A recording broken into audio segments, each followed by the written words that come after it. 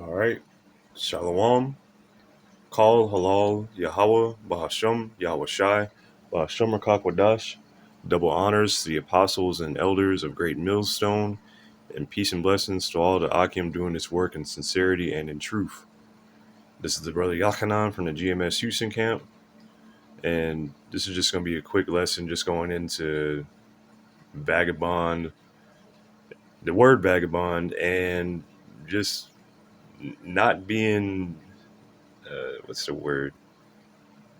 I want to say superstitious, but just knowing the meaning of words, because you might see something like vagabond, and because it's associated with Cain, you're like, that's a bad word. Ooh, I don't want to be a vagabond, but it's a curse. We're under the curses.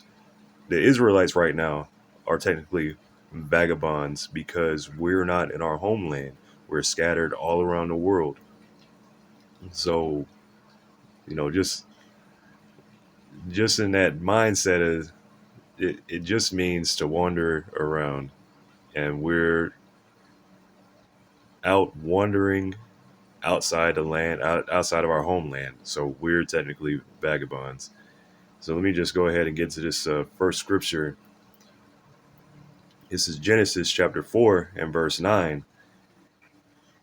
And Yahweh said unto Cain, where is Abel thy brother? And this is after Abel and Cain were given their sacrifices, and Abel gave a more righteous sacrifice because he gave what the Lord actually wanted. And Cain was jealous, and he was told what he could do to correct himself, and he didn't want to do it. So this is the aftermath. And Yahweh said unto Cain, where is Abel thy brother? And he said, I know not. Am I my brother's keeper? And he said, what hast thou done? The voice of thy brother's blood crieth unto me from the ground. And now thou art cursed from the earth, which hath opened her mouth to receive thy brother's blood from thy hand. When thou tillest the ground, it shall not henceforth yield unto thee her slacking. When thou tillest the ground, it shall not henceforth yield unto thee her strength. A fugitive and a vagabond shalt thou be in the earth. Now, somebody will look at this, and because a fugitive and a vagabond is right there, is associated like, ooh, that's a bad word. Ooh, no. But the fugitive is the worst word. Vagabond just means to wander. So let's look this up real quick. This is Strong's H5110 Nawad, and it means to wander, to flee, to remove. A vagabond, wandering, to move to and fro,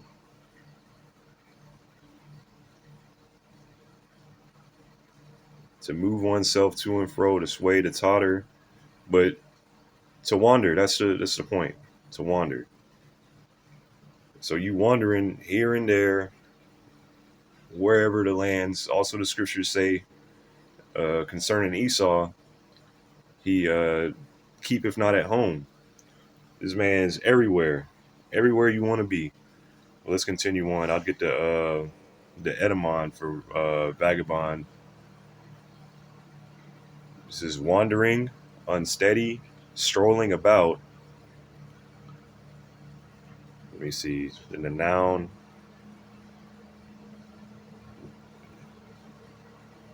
despite the earliest use in Middle English, anyway, one who is without a settled home, a vagrant, but not necessarily in a bad sense. So it's not always in a bad sense. Someone being a vagrant, somebody wandering around,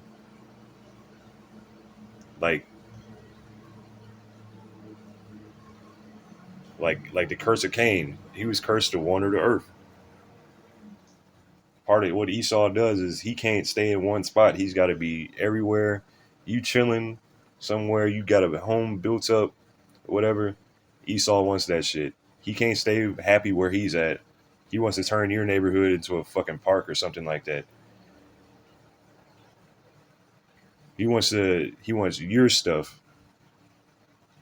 Whereas with the curse that's on Israel, we just can't go home right now. We scattered in these other lands. It's blocked. Home is blocked off right now. We're in captivity under all these different heathens. We're scattered all over the world. Matter of fact, let's get this next verse. This is Numbers chapter 14:33. And your children shall wander in the wilderness 40 years, and bear your whoredoms until your carcasses be wasted in the wilderness. And that's another, because what did Vagabond say? It said to wander. So here are our forefathers, because of how much they angered the Lord, they were forced to wander around the wilderness after they left Egypt for 40 years. It could have been a few days walk journey to get in the land of Israel, but now it's taken 40 years, and you just wandered around making a circuit. You ain't able to leave. So let's look up this word wander. This is Strong's H7462. Rai, or Rai, means tend the flock of pasture, graze.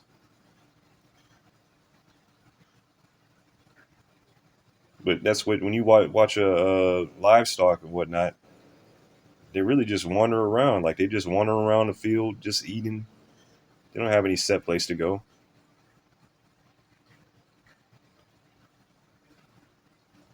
Let's look at this word. Oh, whoops.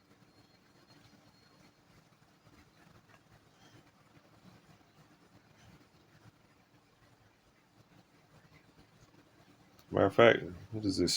This Numbers 32:13. And Yahweh's anger was kindled against Israel, and he made them wander in the wilderness 40 years until all the generation that had done evil in the sight of Yahweh was consumed. And let me go back to this real quick because that's in the Wad. I'm just checking to see if this is. It looked like, oops, there was a similar meaning. So this is Nawai, and that's H5128. Nawai. It means to waver, to quiver, to totter, to shake, to stagger, to wander, to be tossed about or around. So this is a very similar, meaning, or a similar word to the curse that was put on Cain. So that don't make it like so bad. It's like, okay, this is the curse that was put on us. This happened. Is it such a bad word? No. Not everybody who is out there a vagrant or a wanderer is Cain. And this is wander in the Edamon, to move about aimlessly, to roam about.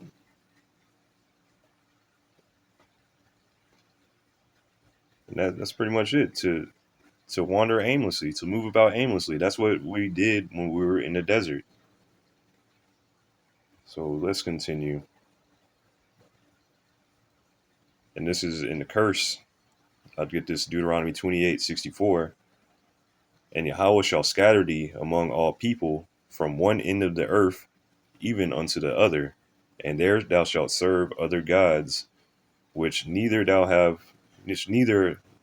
nor thy fathers have no Salakia, which neither thou nor thy fathers have known, even wood and stone. So what does that mean? We gonna be scattered? Let's look at this word scattered real quick. Pawatazah.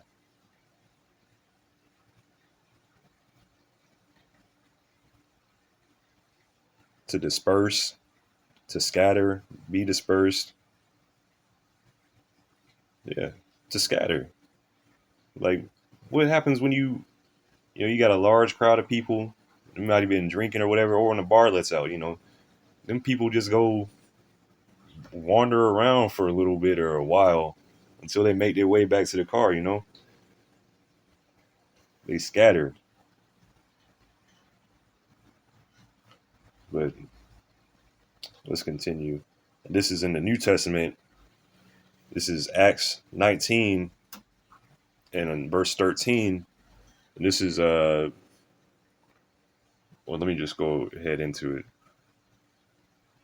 Acts 19 verse 13. Then certain of the vagabond Jews, exorcists, took upon them to call over them which had evil spirits the name of the Lord Yahushai, saying, we adjure you by Yahushai whom Paul preacheth. So they heard. Well, first of all, these were exorcist Jews that they were vagabonds. But let's look up this word vagabond here. And this is Strong's G 4022 Perrier Comai. I could probably have the dude say it. Strong's G 4022 Perrier Comai. Perrier Comai. Gone. And let's look here. The biblical usage to go about of strollers, of wanderers, of navigators making a circuit. So it means they had whatever cities they hit up around the area, different towns, whatnot. They were moving around, going from place to place. And they got their ass whooped by that demon because they were calling on the name of Yahushua, whom they heard of, but them demons didn't know them. They knew Paul, they knew Yahushua, but who are you? They didn't know him. So that's why they got their ass whooped. Not because they were vagabonds, but because they were trying to call on the name of the Lord without actually having anything, like without actually being a servant. Like you can't. But anyway, let's continue. This will wrap up soon. And then another one, because in the coming times, the times that we're in, and the times that we're entering into, we're gonna be forced to be pilgrims. We're gonna have to leave our homes, leave everything that we had again, because the martial law is coming, the MOTB is coming. There's gonna be a time where we can't, like, especially if you preach in the word or even associated with preaching this word, they're gonna be coming after you. So let's read this. This is 2nd Ezra chapter 16 and verse 40. O my people, hear my word. Make you ready to thy battle. And in those days, evils, in those and in those evils, be even as pilgrims upon the earth. And let me look up this word pilgrim real quick in the Edamon. I already had it pulled up.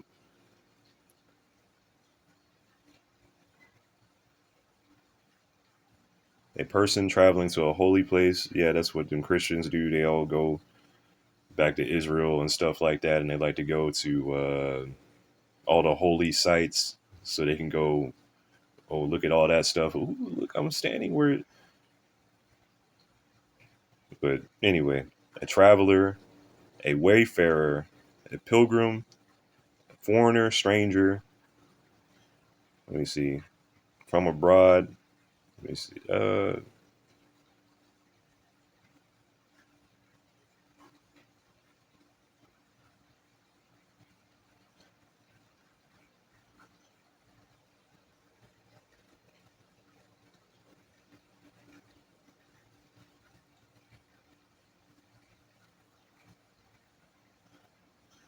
But yeah, that's pretty much, because we're gonna be traveling to a holy place when them chariots pick us up. But for this right now, it just means a traveler. We're just gonna be traveling. having to go from place to place. Like not one place is gonna be our home no more. We're gonna have to like shit. You're gonna have to be on foot. You're gonna have to move and get used to it. Let me continue. Actually, let me start from the top again. This is Second Ezra chapter 16 and 40.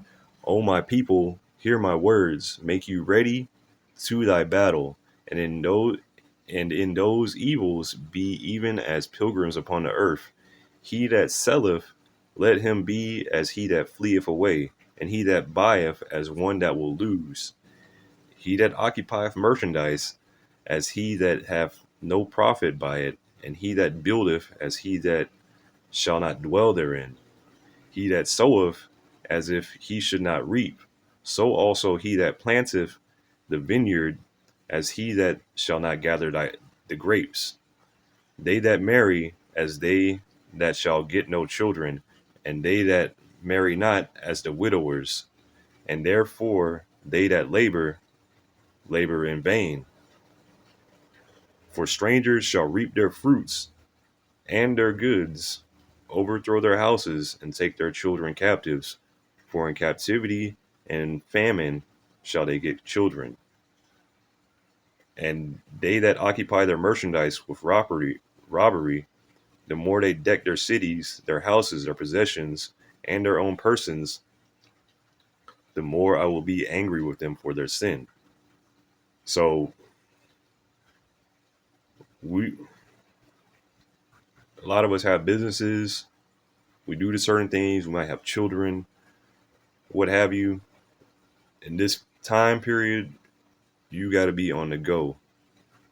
Like I was listening to a video Elder Tazapah did earlier. He brought up the movie Heat, and I think it's Robert De Niro's character. He said, anything that you have, if you can't, let me pull it up. I can't remember how it goes.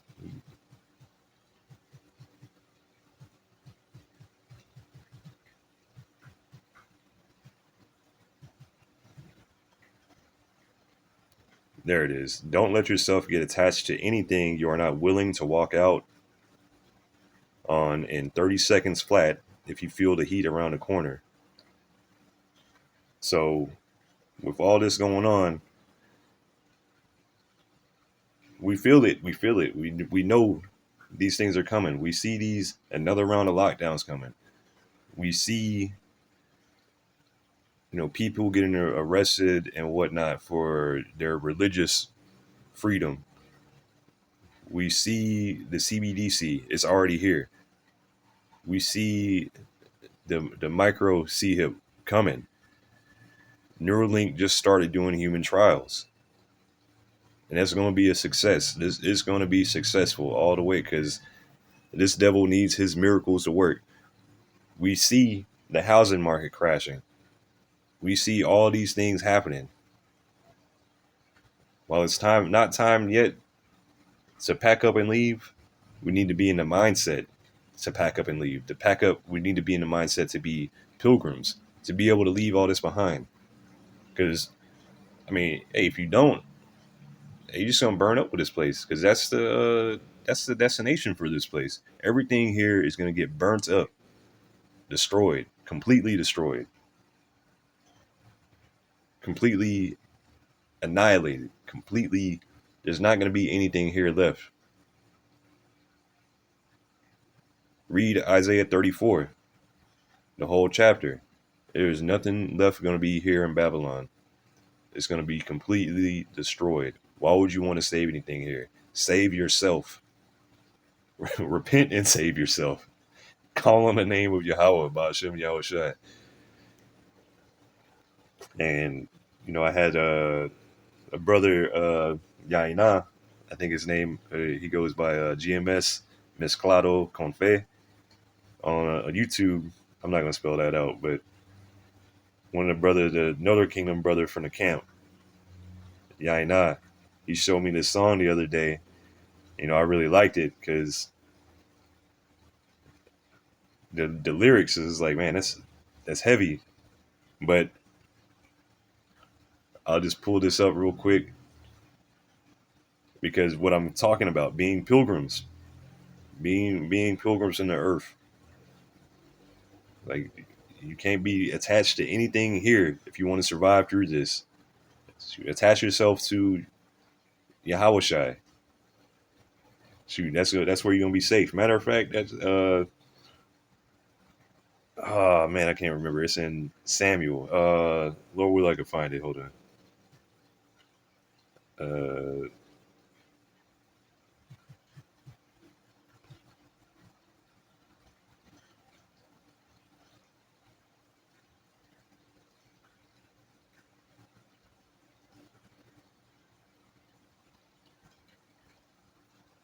Here it is. Okay. Because this is after David went to the temple and he ate the showbread, and Doeg the Edomite had seen that he was there. So Doeg snitched, and he himself killed all the priests, their families, the animals, all that stuff, and except for Abiathar, the son of the priest. And this is 1 Samuel 22 and verse 22. And David said unto Abiathar, I knew it that day when Doeg the Edomite was there, that he would surely tell Saul, I have occasioned the death of all persons of thy father's house. So David's saying, I did, like, this is my fault. Like, damn. Fuck, I knew when I seen that fucking nigga Edomite. God, fuck that nigga. I knew he was fucking can't trust them Edomites. God, man, it's my fault. And, continuing on, abide thou with me, fear not. For he that seeketh my life, seeketh thy life. But with me, thou shalt be in safeguard. And, just thinking like that because David was taken care of. David, like, if you were with David, you were safe. So how much more if we join ourselves to Yahushua? We're going to be safe wherever we are. Even if we die, we're still going to be safe. I'd rather die in Yahushua for Yahushua than try to attach myself to anything here and still die and lose my crown. Shit. But anyway, back to the back to the song. I just think about that. But this song here is what does it say? Dog Days Are Over, and this is by Florence and the Machine. Because going back into, we're gonna have to be pilgrims. We're gonna have to be running. They're gonna the Gurkha troops, Esau, whoever's that's gonna be coming. They're not gonna be sparing nothing. Like, oh, you're like, they're not gonna care. They just gonna be fucking killing. So this is the lyrics. The dog days are over. The dog days are done. The horses are coming. So you better run. Run fast for your mother.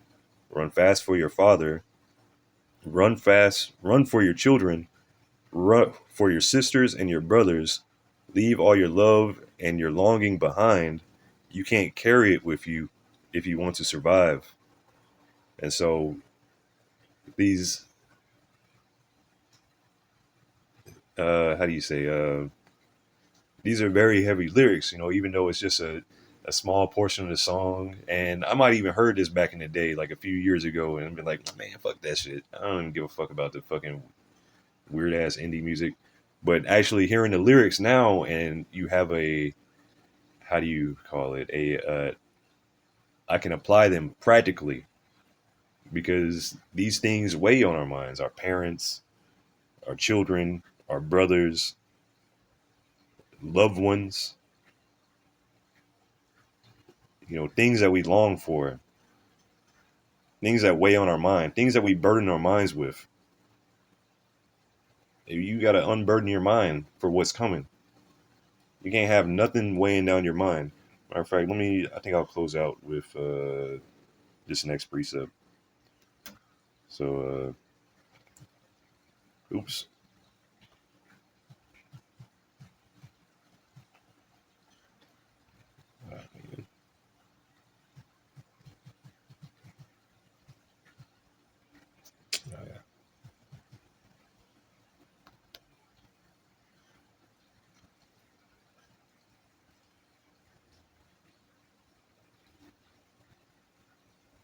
This is Second Ezra chapter 14. I'll start at verse 13.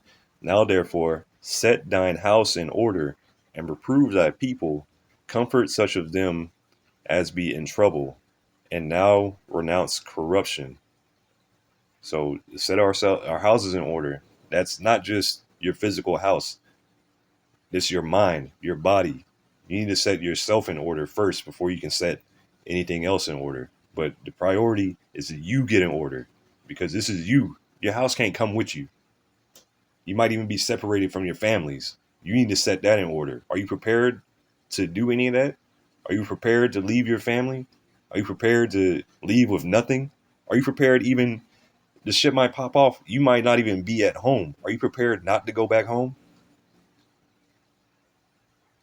At any moment, 30 seconds, a drop of a hat, a drop of a dime, whatever, a drop of a fig. Are you ready to leave?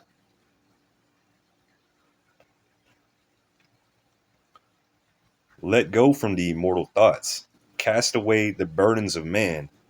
Put off now the weak nature. Nut up, gird up thy loins. Man up. Set aside the thoughts that are most heavy unto thee, and haste thee to flee from these times.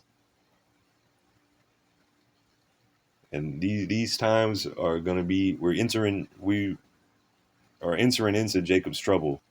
It hasn't fully popped off yet, but these are the times that we're entering into. And it's a time like no other time before.